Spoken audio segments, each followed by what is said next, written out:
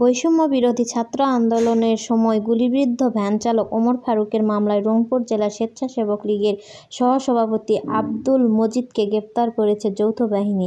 আজ রবিবার ভোরে উপজেলার কুরসা ইউনিয়নের মহেশা এলাকার নিজ বাড়ি থেকে তাকে গ্রেপ্তার করা হয়।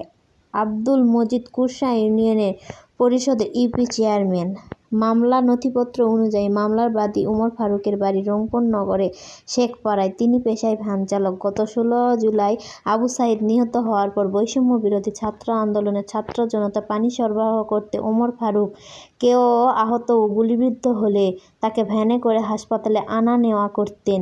গত 18 অক্টোবর তাজহাট তুলা উন্নয়ন বোর্ডের সামনে বৈষম্য বিরোধী ছাত্র আন্দোলনকারীদের উপর আওয়ামী লীগের নেতাকর্মীরা হামলা চালান। আওয়ামী লীগ ক্যাডারদের গুলিতে ওমর ফারুক গুলিবিদ্ধ হন। এ ঘটনায় 24 অক্টোবর ওমর ফারুক 86 জনের নাম এজাহারে উল্লেখ করে এবং 2 শতাধিক ব্যক্তিকে অজ্ঞাতনামা আসামি করে মামলা করেন।